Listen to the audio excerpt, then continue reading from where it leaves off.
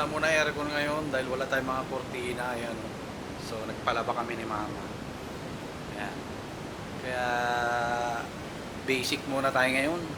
Di pa naman mainit. Mamaya mainit na. Tara po, magkape muna tayo. Ayan. Oh, ha? Sa totoo lang po, mas gusto ko yung kape na tinitimpla, nakokontrol ko yung pait, nakokontrol ko lahat, yung dami, no? Kaya mas masarap siya. Higop ulit. Wala tayong ibang gagawin ngayon kundi magpahinga. Yan, no? Tapos, ayan, magdadagat daw sila mama. Pinapagpaong ko ng itlog ng pugo, no? At yun nga, sabi nung doktor, malakas daw sa magpataas ng hemoglobin ang itlog ng pugo at taliwas sa mga sinasabi nilang mas makolesterol daw kaysa sa itlog ng manok, pero hindi naman po, no? Hindi naman. Ayan, no? So yun, pagbaunin natin siya. Ma, magbaon kayo ng itlog ng pugo. Magbaon kayo ng itlog ng pugo. Itlog ng pugo, magbaon kayo ni tita.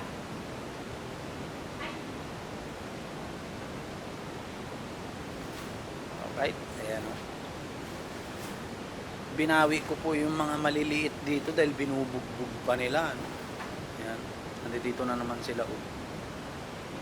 Ayan o. Right? So, hiniwalay ko muna. At tinutuka-tuka ng mga medyo matatanda na pugo. And then, kapag pakain na, kapag painom na rin po tayo. Ayan o. Ito kailangan na itong ayusin po ito. Kakasakit itong mga ito. Pustahan tayo, magkakasakit itong mga ito. Ayan o. Wala pa nakukuha ang itlog o. Ay, meron yata dalawa. Mamaya yan, aarangkada po yan. Tapos si Golden Boy sweater natin, ito. Medyo gumaling na ng konti. Nawala na yung maga ng mukha niya. Mamaya ulit paiinumin natin to. Ang lansa niya, sobrang lansa po. Yung baho. Hindi ko trip yung ganyang amoy ng manok, yung may sipon, tas malansa. So ito yung pinapainom natin. Oh. Amtil at saka Doxyclac. Paliliguan natin yan. Kailangan mapaliguan po yan.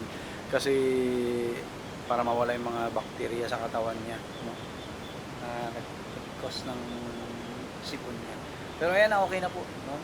Wala na yung maga ng mukha niya, wala na yung sipon niya. Pero yung gamutan natin tuloy-tuloy pa rin. Ayan, Golden Boy sweater po natin. Ay, alagaan natin mabuti yan. No? Dito tayo sa kabila muna. Okay, mahinahin natin. White Kelso, Asin Boston. Tatlo magkakapatid po yan. No? White Kelso, Boston Roundhead. Alright? So ito sila. Mga inahin natin. Nakakaipon na kami ng itlog ni Mama rito sa mga inahin na to.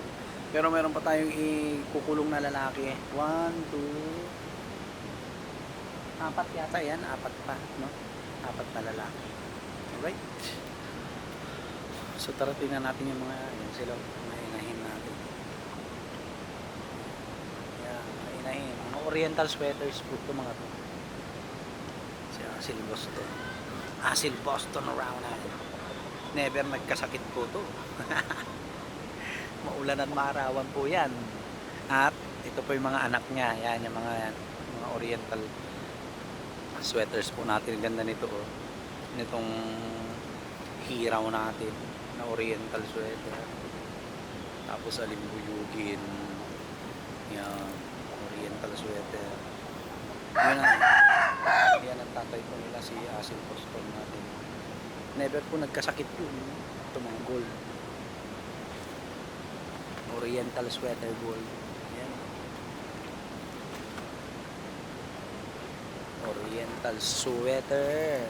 Alimbuyugin. Tapos gold. Gold na rin po yan. Mga gold. Ayan. Dami nilang gold din. Ayan pa, oh, lalaki pa yan. 5. 5 pa itong lalaki. No? Yan, yung kulong natin at matapang na po. No? Pero reject natin yan. Yun sila, yung iba mga lalaki. Tapos, wild chicken. Ayan po, no? Yung tinatawag na labuyong manok. Ayan. Meron tayo dito binigay ng ating school head. Yan po. Wild chicken. So sa kaalaman po ng iba, yun nga kapo, no? Iba po ang species nito sa mga domesticated natin na mga manok, okay? Magkaiba po sila ng species pero same family. Kaya pag pinag-crossbreed po ang wild chicken sa domesticated chicken, possible po talaga na magkakaroon sila ng offspring. Ayan, pag krinos natin sila dyan, ayan, mga oriental natin, oriental sweaters po natin, ang resulting anak po nila is considered as hybrid, no? Hybrid. Ayan. Alright. Ayan sila. Tara, lapit natin. Diba? Mga oriental sweaters natin. Ayun, nagkakasta na. Nagkakasta na po yun, yung gold natin na isang yun. Kaya kailangan may ano na natin yan. Maikulong na kasi lalaban na po yan. Malapit ng lumaban yan. So, 5 pala ang ikukulong natin. 1, 2, 3, oo, 5. Kailangan maikulong na natin yung mga yan. Kasi, ba masira itong mga to. Yung mga ano natin. Mga lalaki natin pag nag-away-away sila.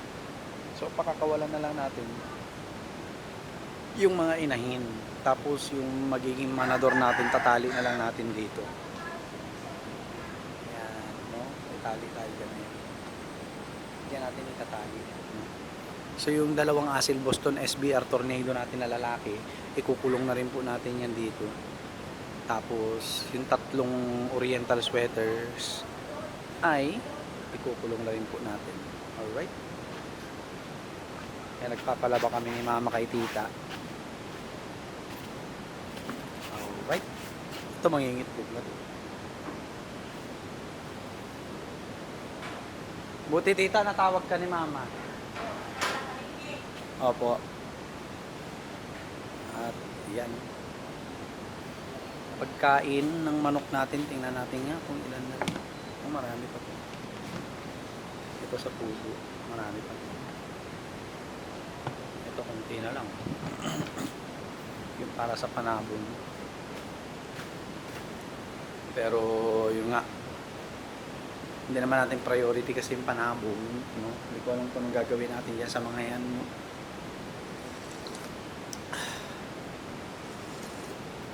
Tapos yung ating DIY hydroponic platform, tataniman din po natin yan, no? Abang-abangan nyo lang. Ayan, dito naman yan sa gilid. Buksan natin. Ayan. O, diba? O, ayan siya.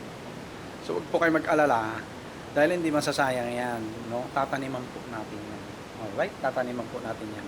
Focus lang po muna ako ngayon sa quail breeding and propagation kasi yan po yung malakas magdala ng pera sa atin. No? Malakas magdala ng pera. Sa totoo lang.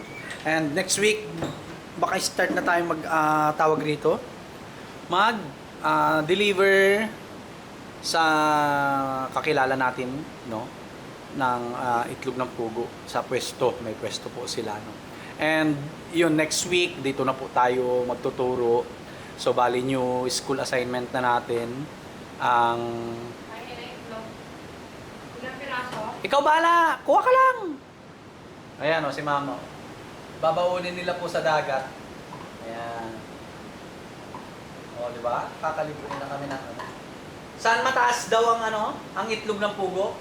Himog pangpataas ng. Ang hemoglobin. O, tapos, sige. Ay, yung alam, tumas na yung sugar ko. Bakit? Kanina.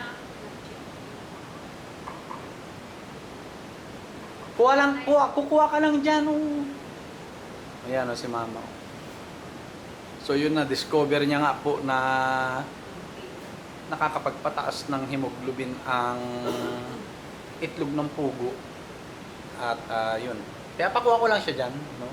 Ano man lang yung ilang piraso para sa nanay naman natin. Alright. So yun lang po. Maraming salamat po sa suporta. At tumaas po ang analytics natin sa Facebook. Pati po sa YouTube channel po natin. Maraming salamat po. At kung bago lang po kayo dito sa ating mga content ay please follow po ang ating Facebook account at mag-subscribe po tayo sa YouTube channel po natin. Malaking tulong po sa akin yan dahil sa para at least makatulong rin tayo kahit papaano, no, sa bills natin dito sa bahay, feeds ng manok, no. So kapag kikita na po tayo, syempre sa kanila rin po mapupunta, no, sa mga manok din po natin, sa mga alaga din po natin, kasi sila yung ginagawa nating subject sa mga contents po natin. Alright, so yun lang po. God bless po sa ating lahat. Peace.